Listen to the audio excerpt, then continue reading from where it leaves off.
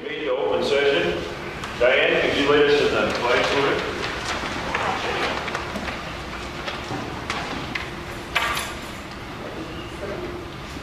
Pledge allegiance to the flag of the United States of America and to the republic for which it stands, one nation, under God, indivisible, with liberty and justice for all.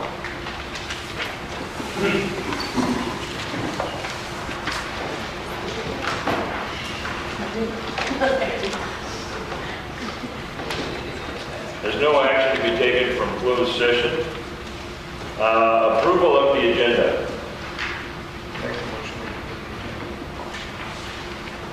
There's a change on the agenda, so if you can make the motion. Yeah, make a motion. No, we need to, We don't want to second that. we don't want to second that one.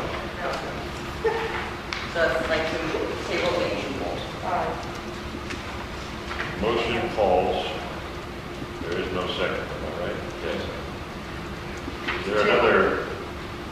Table action item number 2. Claudia moves that we approve the agenda and table action item number 2. Is there a second? I'll second that. All in favor? Aye. Aye. Now it's the time for public comments. This is an opportunity for members of the public to speak to the board on any matter within the subject matter jurisdiction of the board that is not on the agenda. The board will not be able to take action or make formal comments on such matters at this meeting. Any public comments? Art, do you have? I have a question, but I think it was on one of the attachments that came with the stuff, so would that be later or? Okay, so I'll continue. Oh, okay. Okay. Anybody else? Special reports, report on board work study, Wally Holbrook, Richard Smith.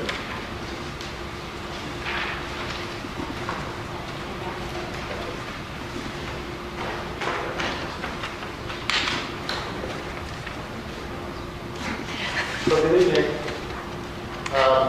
First of all, I want to thank the board for their work at the workshop just recently, and it was really nice to see that the entire board was there. I know that's really hard for board members to commit to a number of hours over a period of time like that, all at the same time. But I know Richard and I really appreciate that, and your community does too. So thanks a lot for doing that, and we're hoping that you found that a valuable first step in the growth that is coming together as a unified district. What Richard and I are going to do is just very briefly kind of say out loud some things that you probably already know as far as the board goes, but I think it's important to note some of these things in public because you committed a lot of time and a lot of energy to this. And that's something that I think the community needs to know as well, is that we're really putting some work behind this effort. So the report's kind of divided into 3 sections. The first section is just to very briefly describe what you did on Saturday. The second part of this is to kind of report out what some of the next steps are. And some of these things are things that you've decided, and some of them we've kind of gleaned from the notes. So you might want to make sure that those are in fact things that are important to you. Then the third section on this is Richard and I put together a few recommendations. And those are things that you can use, you can not use or whatever, but it's a way for us to kind of share a little bit of some experience that we have around this and offer those to you. We feel that that's part of our job, is to provide some of that information to you. So the first part of this was one of the very first things was some vision statements that you put together about what you hope the community would say about your work by years from now. Richard, you're going to review those real quick. Yes, very quickly. This is what Elizabeth Larson's been saying in this paper, not paper, in 5 years. I just cobbled together some of your statements that you said you'd like to see in 5 years. And this is what it would say. The district is better for having been consolidated. The board and administration are working well together as a team, achieving their goals and providing a good foundation for the district. The district is in good financial condition. Parents and the community are more involved. The district is doing the right thing for kids, providing more educational options and more enrichment. More students are coming to school now. Congratulations. That's 5 years. So 5 years from now, you should go back and take a look at that and see how that rings true from some of the work that you will have done. So the next item was, Richard and I just kind of described some of the things that our group can provide for you as far as resources go. And that was some of the things that, it's not just Richard and I, but there are other folks that work with us, and there's some support around curriculum and facilities and special ed, and other folks that we can call on that will help you move forward on this. And there wasn't any firm commitments made on that, but it did hopefully give you a little bit more of an idea of some of the resources that will be available to you. Then, Richard, you want to go over the Brown Act? Yes, we briefly went over the Brown Act, and as you remember, and the bylaws of the board, the district, and also the governance from Casco. There's just some things I would mention. The board works as a whole. Individual members don't have independent authority. Whenever the board meets, it is a public meeting. Whenever 3 board members meet, except in social situations, they constitute a majority of the board, so must not consider a disaster action items. When discussing school matters outside of formal board meetings with community members or employees, they do not represent the board themselves as individuals. The board members should know where comments, questions, and complaints should be directed and direct them there. The basic rules are to avoid discussing board actions outside formal meetings, and if it feels inappropriate, it probably is. So after that, well, actually, there was quite a bit of time spent in just discussing. I think you all had some scenarios or some thoughts about how you do some of those things. We spent a little bit of time discussing those. The next thing was, and I shared this with you, there's 2 critical days to kind of think about for the next little bit. And those 2 critical days are the end of June and the beginning of July, because that's the start, the formal start of your next school year. That's when your budget starts, so that's a critical time. And that's the official start of this district. The other one is the first day of school. And the first day of school is the symbolic start of that. So again, a recommendation is to make sure that you have things together around both of those days. And really use those days as constant celebration of having things together. Also reviewed what was called the board member 4-way test, and that was something that is just a little bit of a decision-making tool for you to use if you feel it's appropriate. And some of those things, I'm not going to repeat them all, but those are things that you can look at when you have an issue come up. Those are just a basic filter for you to use. So we presented that. We discussed process and format for committee work, and this was kind of a critical step because there's an assumption there that the board does want to involve the community through committees and how that process works and what that means and how people can participate in that. And one of the key things that I thought was really good with that was Pat's presentation of the existing committees and the work that had been done. And I don't know about you, but I felt very optimistic about where things are going already in this effort. So Pat, I want to thank you for providing that. And I think that kind of set the tone for the use of committees in the future. And I'm sure the board's going to have some other discussion about that, but I thought that was a good start. The board also talked about what committees that we may want to have and had identified some. Richard, do you want to talk about the composition of the committee? Yes, we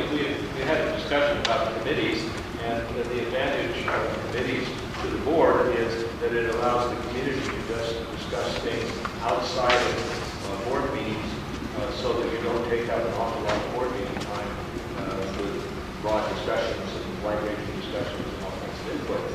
It's basically more efficient and effective to work through an outside committee and then bring that information and that advice back to the board. So that was the reason to have those committees. The discussion basically centered on not having permanent committees, but having ad hoc advisory committees.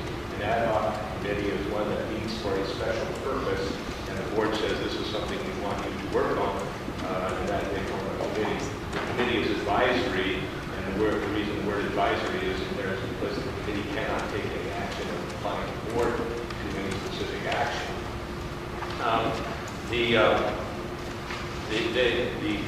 Basically, the crux of all this is that you should form these committees when you need something done. You need some deliberations, and you want to involve other people in the community in deliberations outside of a regular board meeting, and then give them a specific purpose and have them report back. There are some rules. The advisory committees are part of the board, so they have to be scheduled, published, and open to the public. They're not private meetings. The topic of discussion has to be published, and the committee is not allowed to discuss matters that are not in their published agenda. If a third board member arrives at the meeting and that constitutes a quorum, and the third board member cannot in any way participate in that meeting, this is the way issues are drawn.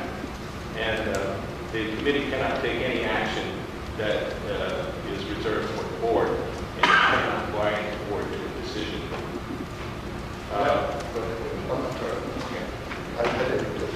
Go ahead. Okay. I was just saying that just kind of led into the discussion about the format function of committee work and how that works and how they can deal with an issue and then make recommendations to the board, and the board can consider action or sending it back to the committee for further work. But we spent some time talking about procedures on that, and that would be a next step for the board is to look at how those committees can be set up, in which there's some consistent application of what they do. So you don't have one committee doing one thing in one way, and you have another committee doing something different in another way. The crux of that is that they're temporary committees. You want to talk about which committees? Yeah. Okay. You decided at that meeting to form at least 4 temporary committees, and I'll just go over them briefly. The Ad Hoc Advisory Committee on Budget, the purpose of it was to develop a recommendation on a budget for the new district that begins in July 1. The Ad Hoc Advisory Committee on Organization, the purpose was to develop a recommendation on district organization for the new district. I believe that could be already met. The Ad Hoc Advisory Committee on Policy, the purpose is to develop a recommendation on appropriate policies for the new district. And the Ad Hoc Advisory Committee on Community and Communications, the purpose was to explore ways for the board to communicate and bring school matters to the public and promote community involvement. And for that, as I remember, there was a pretty rich discussion from the board about different ideas that you all had about involving the community and different maybe events and some of the things that you wanted to try to do that would be maybe a little bit different than a traditional board meeting.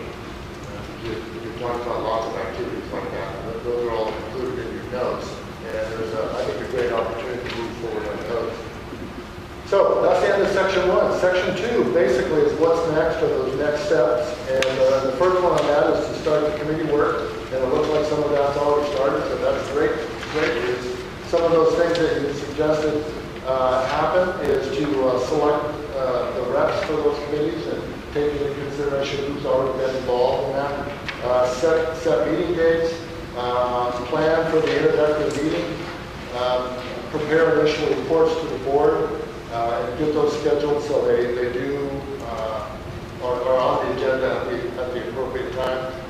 Present recommendations to the board, and then for the board to either consider action on those or some type of response if that needs to maybe go back to the committee. There needs to be further analysis for that. But that process starts that way. The next thing that was discussed was how Richard and I, or our group, can assist with all this. And that kind of goes back to what area the board and superintendent may feel that we can provide some support to. And there really wasn't any clear direction on that, but I know that's something that if you want to take advantage of how we can help, then we just kind of need to know what that would look like. The next part was to determine, or at least think about, if there's any future workshops, training that the board would like to participate in. And some of those could be provided by other agencies. Some of them might be able to be provided by Richard and I. And then the last part, which I still think there needs to be some work on this, is to determine what resources are available to the district.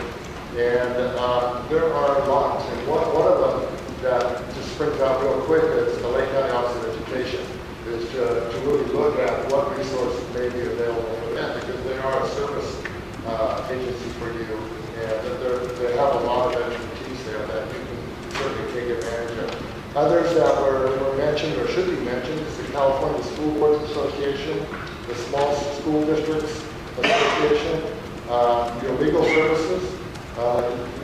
These are folks that some of them you are members of associations, and others you pay for your service from legal services. So you want to make sure you take full advantage of that. Also, School Services is a great organization that will provide that. And I think that you'll find that there are other agencies, maybe AXA, PTA, some of those who have resources that are pretty cost-effective that you may want to look at in the future. So our third and final part of this is just a few recommendations that Richard and I had after looking through your notes and spending the day with you on Saturday and kind of thinking about what are some of the things that we know that you're going to be thinking about in the future. So I'm not sure those with you. We're recommending that you establish 3 other ad hoc advisory committees. The first one is on curriculum and instruction. We believe that you should direct that committee to explore the articulation of objectives, content, and instruction across the district. The reason we advise that is because the Common Core objectives and the materials that are to be developed in Common Core objectives probably do not exactly fit with your grade structure here. Common Core objectives are somewhere between 6 months and 18 months ahead of where your students are.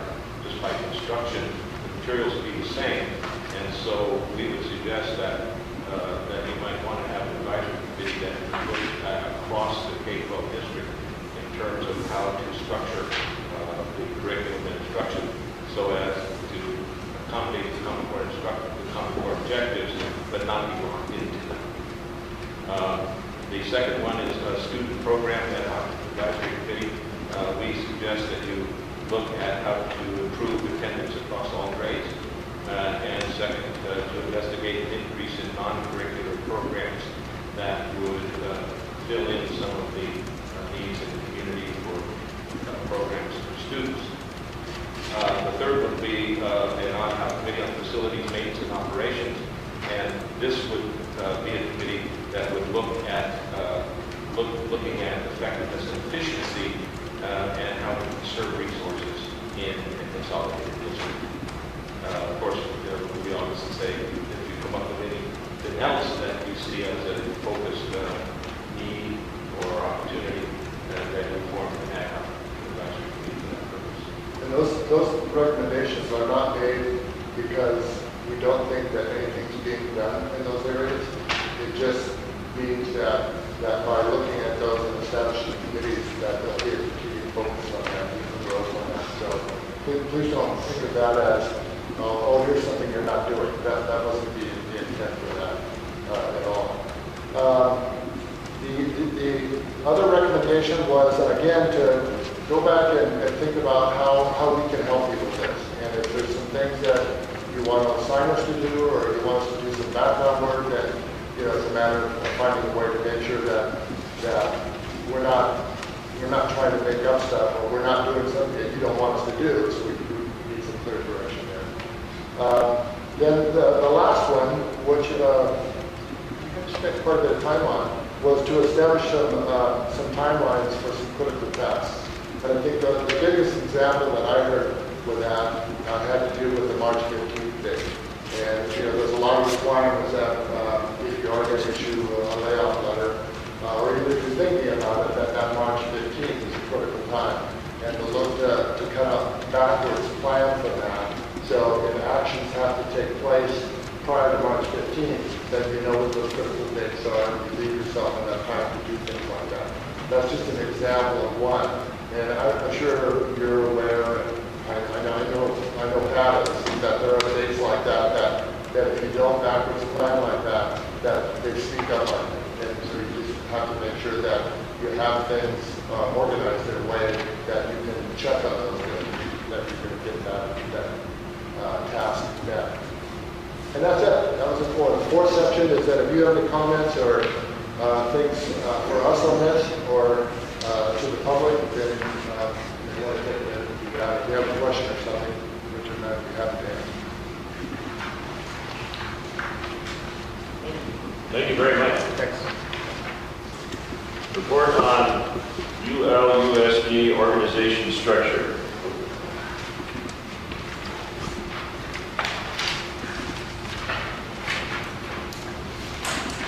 Make it easier if I stand up for a minute. Good evening. We did spend a little bit of time discussing this, so we're just going to try to bring everybody up to speed as much as we can. Basically, in this restructuring, we know there's going to be a superintendent. We know there's going to be an admin assistant. Currently, is Dina working in that capacity for right now. We know we're going to separate, in essence, the district, as most districts have a district side of the house and a school side of the house. And so what does that mean? Under the district side of the house, we will have basically three areas that we focus on. Okay, one of them is obviously business, which we would have a CBO, Director of Special Education and Response Intervention, and also a Director of Technology that oversees the entire infrastructure of the district and programs like ARIES and Student Information Systems. Under the Chief Business Official, there's three specific areas besides just business in general. You have fiscal or human resources piece to that. You also have maintenance and operations, and then you also have the food services division. So that's your district grouping. On the school sites, you're going to have our recommendation, and the board has heard this very strongly, that we will have three principals, okay, one at each site. So we know that, and I think I can say this, I know Valerie's retiring. Yeah, you can say that. That's public. We got her letter. In my resignation. No, we did receive her letter. We know that we're going to open the position of elementary school principal, okay? And there's some things that go with that, and I'm not going to share all of that information with you because it's personnel matters that we deal with. The board will have before them tonight a elementary school principal job description. Once they approve that, our hope is to open up that position in the next couple of days, fly it for X amount of days, and then convene a committee. Teachers will be on that committee from the elementary school, as well as some classified personnel, as well as an administrator, probably a couple parents. So they will make the decision on who the next principal of the elementary school would be, okay? And then under one of the principalships, most likely the middle school, because it just makes a little bit more sense, is the Division of Transportation and also the Division of what we call alternative education. And alternative education runs the gamut of independent study, your continuation schools, your CDSs. We're going to have to review the community day school system and what that looks like in a K-12 setting, and make a decision on opening that up to, unfortunately, sometimes 7th and 8th graders, sometimes 6th graders, should they need to be expelled from the school district. Currently, the elementary district has no place to send those students other than to Hants, which is a county-operated school, which costs the district not only the ADA, but also additional funding on top of that. So it just makes more sense if we can in-house those students and deal with our own system in providing an education to them. Then it also carries with it all the adult education as well. So that's kind of what the organizational chart will look like. So we're excited about moving forward with it, and we'll be asking for your advice in a couple of areas when we go to hire the person that will be responsible really for all the issues of the elementary school. Any questions? Hopefully they're okay. Thank you very much. Thank you.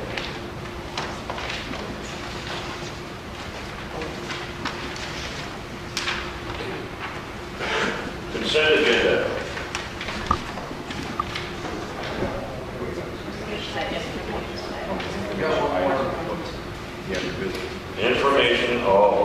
Informational items and reports. Chief Business Officials Report, Becky Jeffries.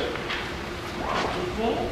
I just wanted to mention a few things that we're doing to get the Unified District all set up. Sue and myself are working together to get our escape system, which is the data system that has our finances and our HR payroll in it.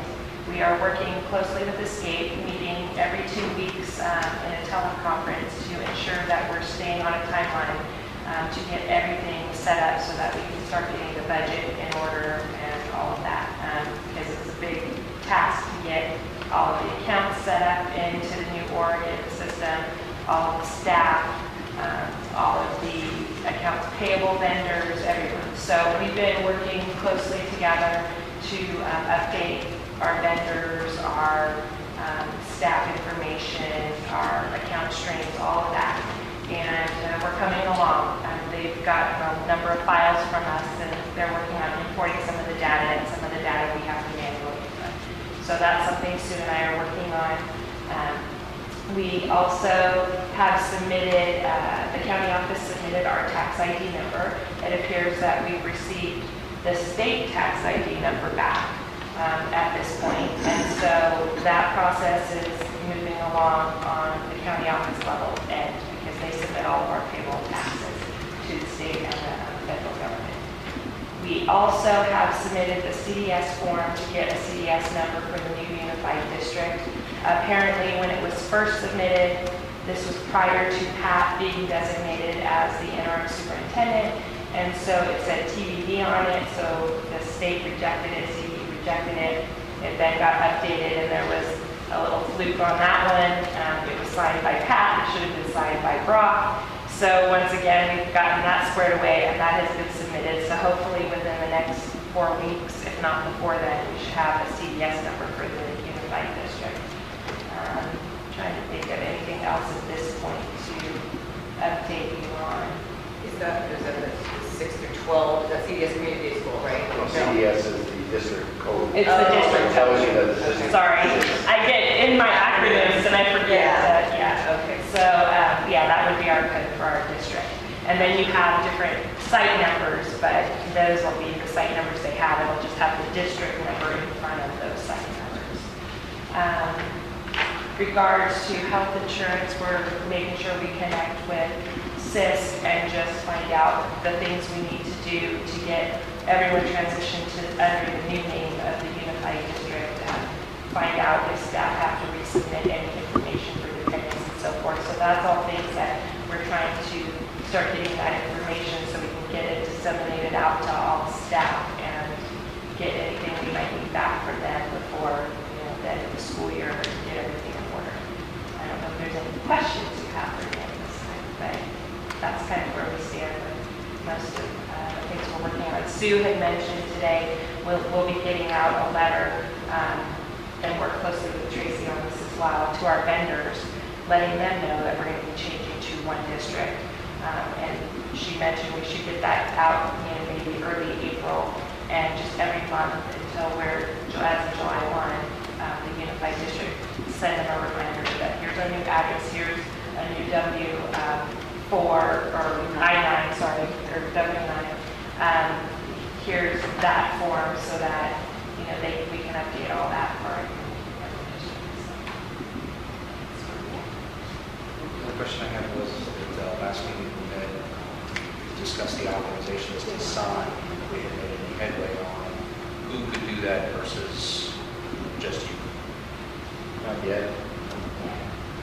Yeah, that's something that still has to be worked out, but he at least is a signer, so if we need something, we have him. Thank you. Thank you. Superintendent's report? Just a couple reminders really to the board. The SSDA conference is coming up, so again, you can make it to at least Thursday, where most of the workshops are. I think would be very beneficial. If it's something I encourage you to do, I can't force you to do, but please see Dina and she can make sure she gets you set up for something like that. Both Don Boyd and myself had the opportunity to spend time at the middle school, like I did the elementary school. And again, very, very interesting. I've never done anything like that in 37 years, so you kind of get your eyes open to just kids in general, I guess. The elementary school scared me a great deal. So I know, the principal is going to be key to try to take care of the cats. Just it was really good, and had a really good time at middle school. Sometimes I think public education, my board, the high school has heard this a million times. So sorry that you're hearing it again, but it's unfortunate that public education gets beat up as much as it does. There's some great programs, some kids doing some wonderful things over there. Teachers were doing a great job, just like at the elementary school. If I can, just take a quick second to congratulate the high school. We are once again the county champs in Academic. So something's got to be going on. Something's going on that's right.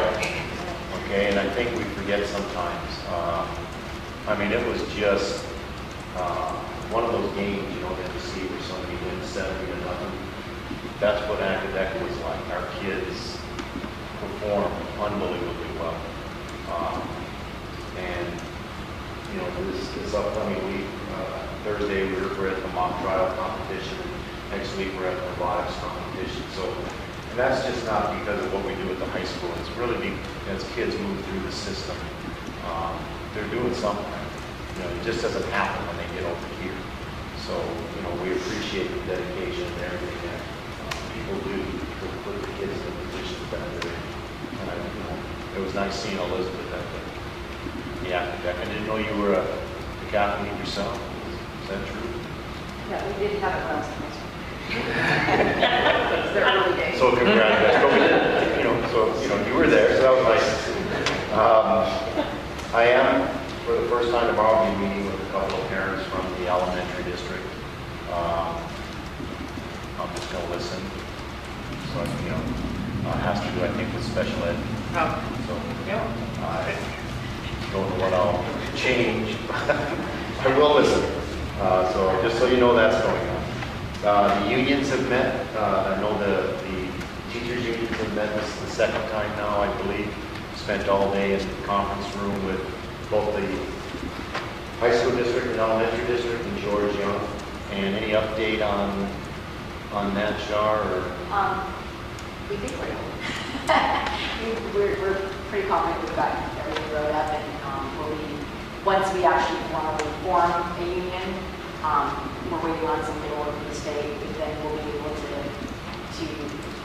confirm our bylaws, elect officers, and start moving, negotiating, and moving you guys as an official union. But we're moving along. It's been really nice to meet with the high school personnel and get to know some people over there and work together. We've been, I think, doing pretty well. Great. The classified, we have started and opened the union here at the high school. So we filed for a chapter. That was an undertaking. Dina did a lot of work, we didn't talk about paperwork together just to do whatever we needed to do to approve that. So that currently exists. Those two unions now can get together, take the CSEA agreement and move forward and putting that together and move that on. So that's been done. I did pass out to you the local control funding and the LCAP workshops at the county level. So, you know, I think the easiest way to do it is just give Dean a call if you want to go to this. We can make sure we get everything squared away. They're both at LCOE. One's February 16th and the other one's April 28th. So Are they individual sessions or are they timed together? they would probably. Looks like there are two sessions. They're tied together to a degree. They're pretty far apart. I know. So, you know, by the time April rolls around, we'll pretty much be on our way to moving it. So it's like a part one and part two. Yeah, the interesting part with this, and I did speak to the county superintendent this morning, because we're still trying to get answers, really from the California Department of Ed, is because we have two districts that are closing. So there's no reason for us to do a 3-year plan because we won't exist. But they still want us to do an annual update. So Valerie and I will have to sit down with the county, still do an annual update, which is closing out the two districts, and at the same time, create an entirely new LCAP as a new district. So we have that time to sit down and do that portion of it again. So that'll be coming to this board in the near future and moving forward on that. And then at the same time, you'll get an opportunity to go to these workshops and try to understand what the LCAP is and what it does and what it means and what the funding means and how that all is put together. Thank you. Now, I want to ask you over here, on the consent part, should we tackle it all at once, or do one attachment at a time? No, you just go to Okay, consent agenda. I'll move to approve this consent agenda. I'll second. All in favor? Aye. Discussion and action. Action item number 1, approval, disapproval of memorandum of understanding between Upper Lake Union High School District and Upper Lake Unified School District as it pertains to Dina McCray providing administrative secretarial support to Unified District. I'll move.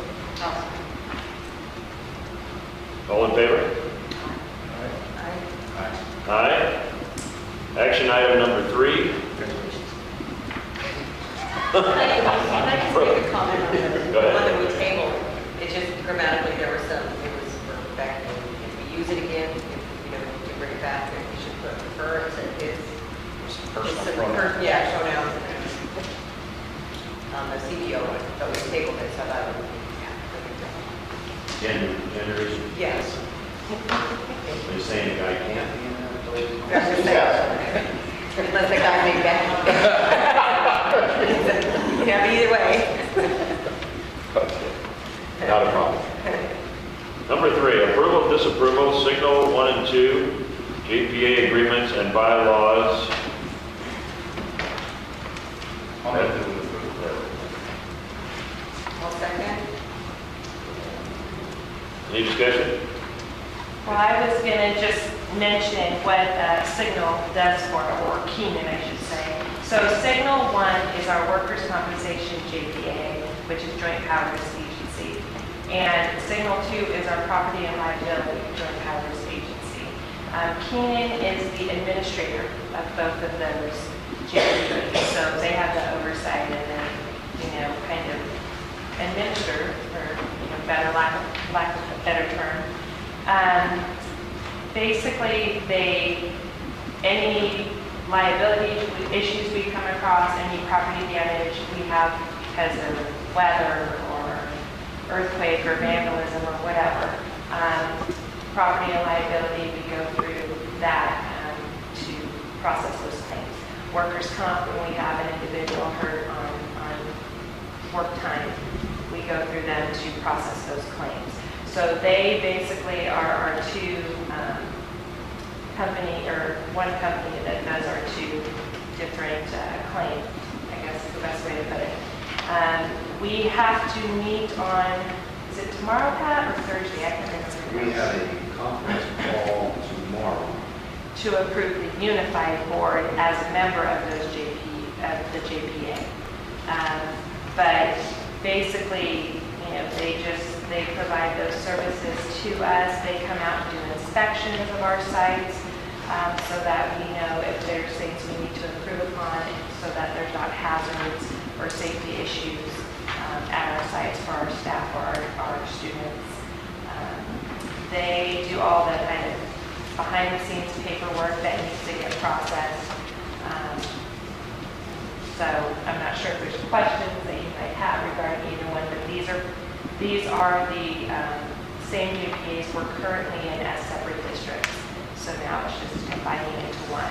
We don't know what our new premium rate will be for either property and liability or workers' comp at this point because they still have to, run the numbers and determine what those costs will be. But I can't imagine it being much more than it already is. It might be less depending on when they combine the two and they see what claims we have in both areas. Sue, do you want to add anything else to that? The only thing I would add is that we've worked with them for, well, as long as Since I've been here.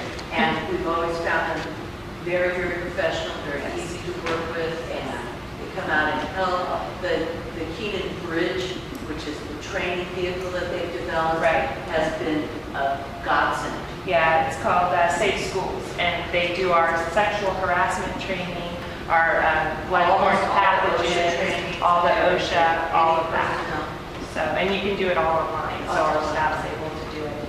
And Ian oversees that currently, and well, we should probably oversee that.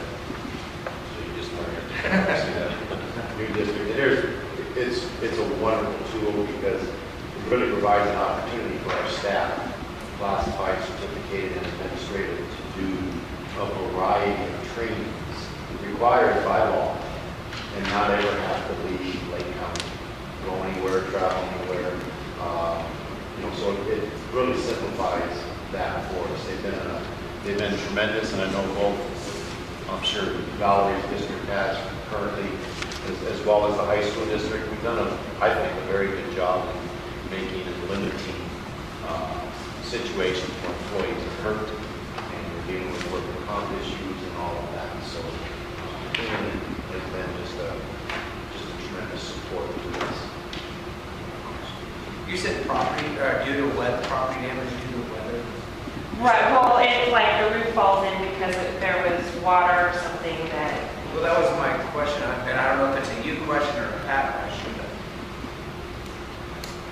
Okay, due to the roof fall, who's to say that for like the weight room, that when we had a big rain 3 years ago, that it was unnoticeable, but it was a weather, some Mother Nature thing that, I'm just wondering if that's, we couldn't see it caught, we didn't know it was damaged, but it was damaged by 3 inches of rain in an hour because it overflowed and plugged stuff up. Is that been looked into? The issue, yes. We brought everybody out, the insurance companies came out, looked at everything, and because it is damaged, that's linked to a long period of time. It could have been a rain 10 years. They wouldn't honor that. We basically what they said to us was you could appeal it. You're not going to win because it's not something that was one event. So there was nothing that we could. I just was wondering what one event could have caused not that damage. That was probably 20-some years of rain damage. Well, I'm just saying that one event could have caused it to fail, which caused it to be 20 years. Correct. Yeah, that's what. And that was the issue, was the way that the roof was designed in that type of situation. So the good news is next week we'll be meeting with an engineer, and keep your fingers crossed and say a little prayer. Can I say that? Hopefully he'll file a report to the state that would actually allow us to file hardship, which would replace that entire building at no cost to the students. So we're hoping that that's what happens. So we'll know more in the next couple of weeks.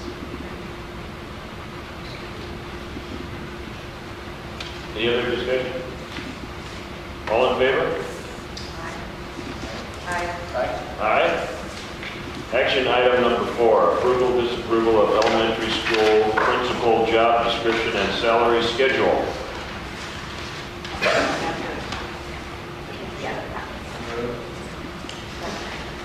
Been moved and seconded. Any discussion on it?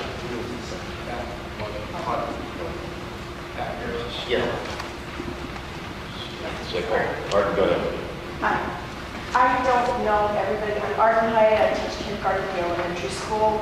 On the job description, I have a question at the, down where it says ability to, it says plan, organize, and direct the operations, plan, and personnel of the middle school. Should that say elementary school? It should. Okay. Or, okay.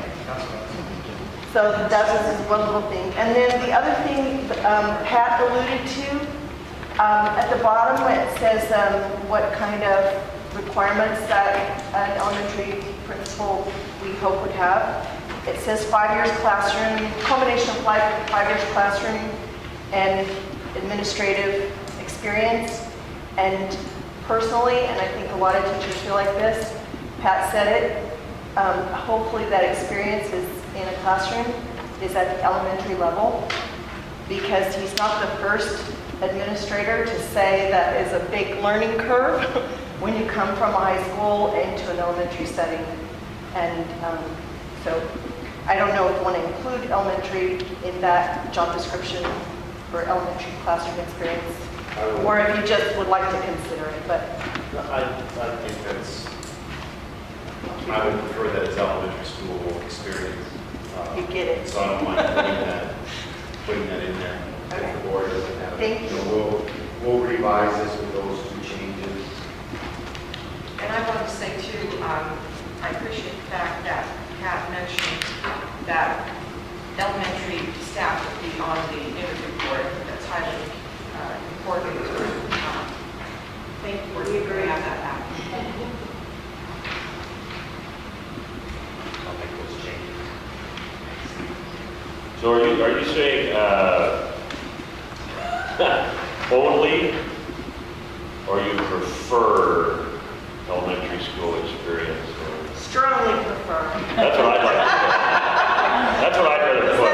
Okay, any nomination Yeah. equivalent to, okay, so strongly, Yes. Yeah. I mean, it's okay if maybe one of the years was like a high school or a middle school, but yes, an elementary school classroom experience.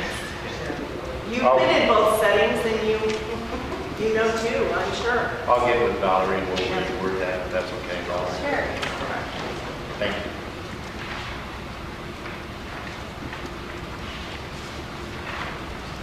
The art, what I would say about that is, I hate to belabor it, but this is, I've made this point about 4 different meetings now, and it's boring now probably, but Steve Kerr just won the NBA championship with no experience.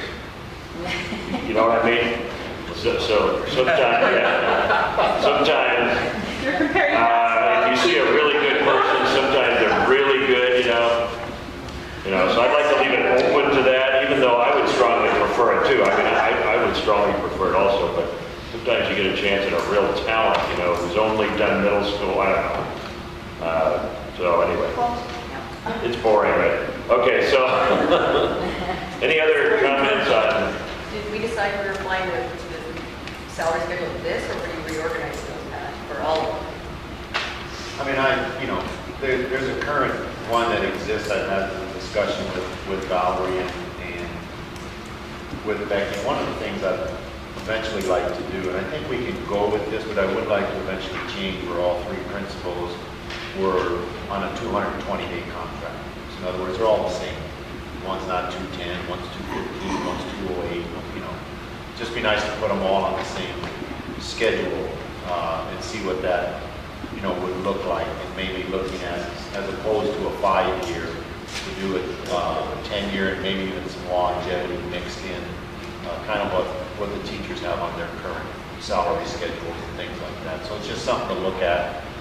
We can always put the range, the current range that exists, the 1 through 5 that's on your salary schedule, and leave the range as that when somebody applies, and just leave it open between step 1 and step 5. Would be my recommendation. But is the salary schedule separate from our approval? We're not approving the salary schedule. You don't have to approve the salary schedule because we would just put in there the range on the posting. You're basically approving really the job description so we can open the position. Feels funny saying that when you're sitting there. I'm really comfortable. No, I It's okay. You're doing a good It's just job. Okay, since we're trying to have the elementary school teachers involved in this heavily, I have a question. When we're in this process, it seems to me that it's not just selecting the best candidate, it's selecting who to interview. Yeah. I think that's big, right? Would they be involved? Yes.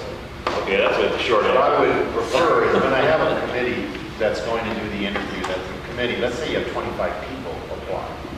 That'd be a great one. Obviously, you're not going to interview 25 people, so you do a paper screening and you cut it down. If the committee says, let's do 10, then you put that together. But you've made the selection of those individuals. I don't feel comfortable as a sole person sitting down and saying, we had 25 applicants and I think you guys should interview these 5. That's a decision I think the committee needs to make in looking at those things that they've submitted, their resume, their letters of recommendation, their experience, their cover letter. Why do you want to come to Lake County and be a principal of Lake Elementary School? I think those are all important things that you need to see from your applicants. Good. So, let me be clear, we did not discuss the pay schedule, so we have to get that in line before we fly. Yeah, what I'm going to do with the pay scale is just take the range. Anytime you fly a position, you take a range that, depending on years of experience, you would start anywhere between this much and this much. So it leaves it open, so you don't have to tie yourself to the salary schedule tonight. You basically are approving the description, allowing you to open the position, and posting a salary between 1 and 5 on your current, and then we can move from there. We'll go with 220 days. 220 would be my recommendation. Any other discussion? I just want to thank the board for, listening and involving the staff at the site, and we really, really appreciate it. It's a big deal to us, and thank you. Thank you for coming. You can also thank the person sitting to your left. She's hammering me on this one quite a bit. They want to be part of it. The hammer's been rolling down the hill. And I appreciate that. Valerie's been very open about that, so it's made my decision much easier to bring to a board that says, guys, it's a critical position. It's not, there's a lot that goes on down there, and even more so with your transitional kindergarten now and all of those types of issues that we're dealing with. So someone that has that expertise would be well worth our while to take our time. Half the kids. Any other discussion? All in favor? Aye. Discussion item SB 277 and voice for choice. The board will review the attached information on SB 277 and voice for choice. I should have read that. Basically, I brought this to you. This was something that hit our desk last week. Senate Bill 277 is a Senate bill that says that the governor signed and put into place for next school year, basically that all students will be vaccinated. That puts a real interesting, puts schools in a dilemma to a degree. Because on one hand, for example, homeless and foster kids, homeless in general, you have to immediately enroll into the school. If you don't have any records on anything. So, they're kind of putting the schools in this middle of organizations that are going to start filing suit against districts for not enrolling a kid because they're not vaccinated, yet they should be enrolled, and the school doesn't have a right to keep them out, and all of those types of issues. So we're getting more and more information from school services on moving forward on this issue, and basically what we've been told, and Valerie, you can correct me, I don't know what they told you, but basically what they told me is school districts are going to, in essence, to agree to be held harmless in this issue. We'll work through it. We'll bring more information to the board. I spoke with Mike Brown as well. He's bringing it before his board. And what our attorneys have said is, as long as you brought the information to the board, and the board is aware of it, you're going to see this information probably in the next month again. Should we really say, should we do a resolution? I'm not going to be caught in a resolution that goes against the mandate by state legislators. It's actually law. You know, the law says do A, B, and C, we're going to do A, B, and C. The attorneys feel they'll be able to keep districts held harmless to the issue simply because it's mandated by the governor who's passed the sign because of the anything else you want to add, Valerie? Because I know you're dealing with it as well. I thought this was just holding it off 2 years, but am I, just asking for, They're asking us to do a resolution to hold it off for 2 years. that's what you're saying. The governor's already signed it, so I don't know which one. I can't hold off on a bill for 2 years until they, make some decision. And in the meantime, we're kind of caught in the middle. It's just urging the legislature to extend it, that's why I was They wondering. can go into their own resolution and urge them as much as they want. The governor signed the bill, and he's put it into the school's lap. That, should we have to deal with a kid that's not vaccinated, we'll deal with it. Should we have to deal with a homeless kid on McKinney Dental, we'll go ahead and deal with it, which that law states. We'll roll immediately, get the paperwork to go. So, those are the things that we deal with from the school level as it pertains to this legislation. What I saw in the legislation was really kind of not necessarily an out for us, but just an education of the board was you can't not unconditionally enroll that child. So if we could put together our own board understanding or some sort of, or a resolution necessarily that says that we have some conditions. Conditions are, a parent turns in the personal belief statement post the January 1st date, or that we will enroll, pending further discussion on a legal level, just so that we're recognizing that yes, we're supporting the law, we're also recognizing the need to educate the child and not educate them because there'll be more coming to you on it. It's just one of It those. really is an issue of health controversy, especially with young parents. They're, to vaccinate, to not. But the real fear is that these particular health issues are coming up that have been in the past and are now becoming present with whooping in areas. Their research. Yeah, and I'm thinking that a lot of young parents are really considering the concept of going ahead and immunizing. It's a personal decision, but the child is the one that really does pay for the indecision or decision to.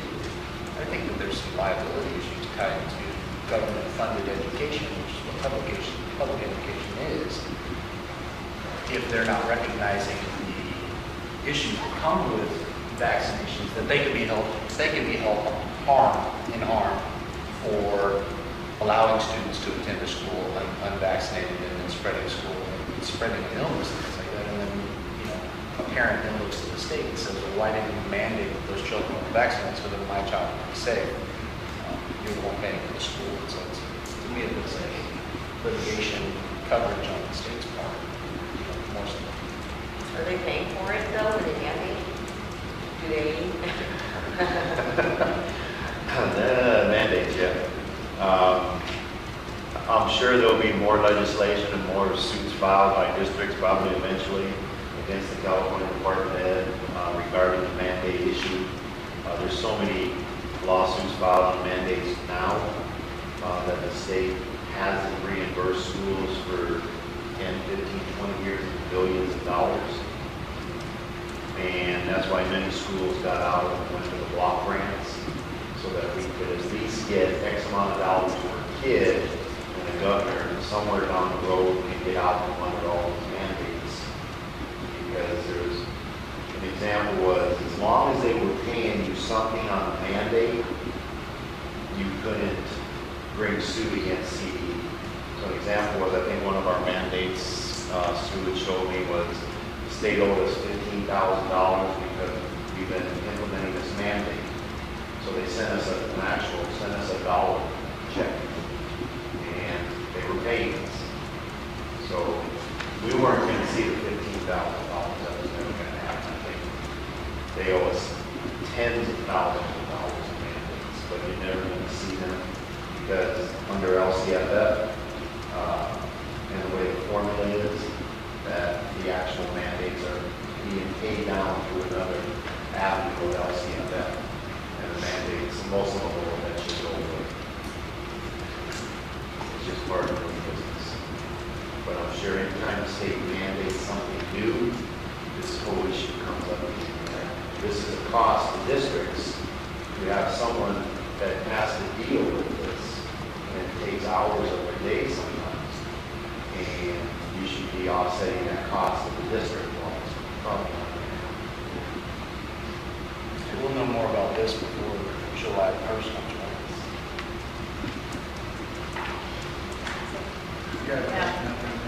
Oh, I'm sorry. I was just going to mention, so, and Pat, you may not have been aware of this because it's at the elementary level, but I know we do get mandated costs. If we do clean up our mandated claims for pertussis and one of the other ones. So up through 7th grade, they have to have those vaccinations. And then as long as we're doing it and we can show the records, then we can, hepatitis, thank you. Then we can put them in as part of our claim. Yeah, there's certain mandates that are still like that. I know. Right. But There's still mandates that are outside the block. yeah, Right. they're outside the block. Right. So we still file the paperwork and, school innovations I will be meeting with next week to talk more about mandates as this thing moves forward and what this all means. So there are certain ones that we do get money for eventually and that are outside this thing called the block grant. What they did with the block grant, we took all the mandates, put them into a block grant, and basically said we'll pay you 58, I think in high school it's $56 or $58 per kid, 88 per year. And that's ongoing, whatever ongoing means. That can change the form of ongoing put in. And we just will have to do it. Maybe we can see how being a new district affects that January 1st filing for the personal belief statement. And then maybe in enrollment, if we can have parents be able to sign that in enrollment in the new district. If that's the entity that they're agreeing with, is us. Yeah. Not the ones that are currently enrolled now.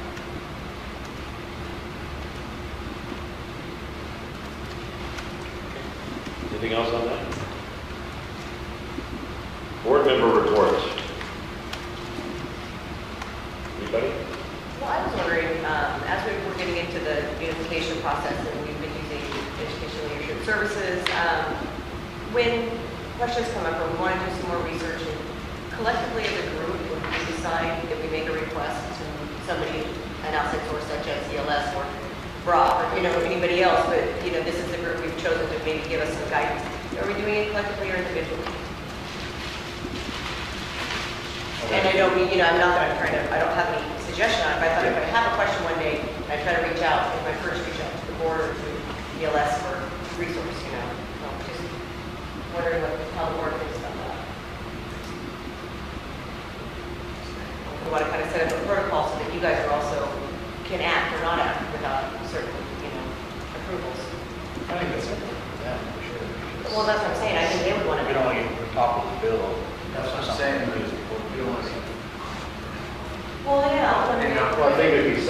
if you had something that you wanted to look at, I mean, I think one of the things is you could give me a call. And should we be able to do some things within house, then I think we do some things within house. If it's something outside of the stretch where we just can't meet whatever that demand is that you're looking for, that we would talk to ELS and see what they could offer from that perspective. I think it just gives us a little bit more flexibility. You wouldn't have to worry about it. I could tell the board in the email that this was brought up and we're going to handle it this way, or this was brought up and we think it's a good topic, and we'll forward information on to ELS and they can respond. So most likely Mel or Pat would be the ones that would contact them with their question forwarded. Just curious how you want it. Yeah. Yes, that's comfortable for everybody, or that way I have a handle on it, so that they're not calling me when I don't know about it. That we're talking about something, and I think that's what we would do.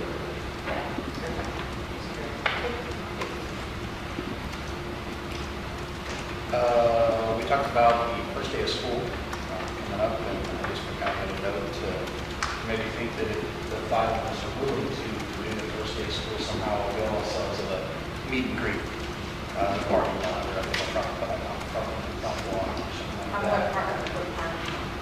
Well, all three, you know, And I rotate. You made it sound like it was all five going to be at one. No. I don't want to get in trouble with the crowd. I just wanted to say I do. you want to shake hands? Yeah. Shake hands to the big baby. But Mel does that every day, doesn't he? I was gonna say, that's a little out of my league. We'll send you over here. That's Very position, strange. so Well, I don't know, the elementary school usually does a breakfast, don't they, that? Or is that the morning before school? That's before school starts, so the staff. Yeah. I'm signing up for the elementary school. Exactly. It's the morning before. And the middle school side, both of those sides, so it'll be probably every week. It'll be. Maybe some muffins or what? Yeah. I was just letting Keith know that they didn't do a breakfast. I'm on that.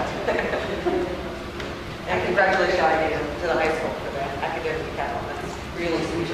Yeah. Yeah. Anything else on board reports? Board member reports? The dinner this Saturday for the high school lights as well. Lights. So there's a dinner coming up. Lights at 11, The lights 11 this Saturday. 5 o'clock, and I think where is it? It's at East Community It's gonna Center. set right. What I'm gonna do is, starting, you ready for this one? Uh-oh. Starting next week or so, we'll get together and we'll basically have to send out to the unified board what's going on all campuses. I know there's a talent show coming up, and that's Next Thursday. next Thursday. It's at the middle school, but it's the elementary. Middle school, yeah, at 9 o'clock. It's the elementary. We will, we'll put something out to you that says, you know, this month, these are things that are happening in one of the offices. Yeah, I like the calendar. I mean, Huffley's calendar, you kind of tag it. That's a good way. Yeah, they have the Google Calendar set up with their emails, and so Barbara populates that calendar for them to know what's going on the elementary side. So I think that's what she's referring to. Just so you know. We'll figure it out. Yeah, something like that. would be Yeah. good. Thank you. We'll get you something. And Dottie, You'll go. Sorry, Donnie. I actually read the emails I found at the talent shows last night. And Shar, I got your email, and just not a good response. That's okay.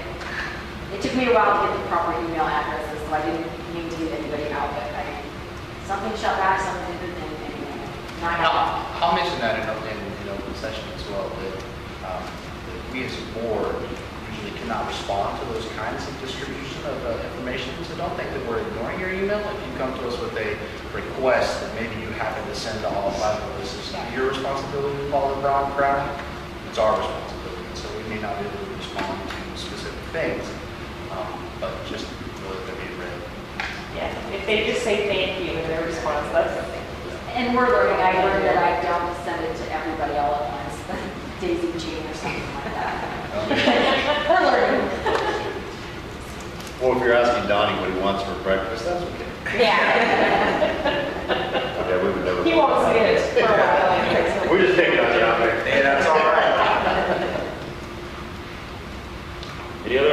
member reports. Future business, the next regular board meeting will be held on Tuesday, February 23rd, 2016 of the new Unified District, 5 p.m. And we may have a closed session at 4. Are we going to say that? You'll let us know. Closed session at 4. And then is there any workshops at this point scheduled or? I think we're gonna have like 2 more between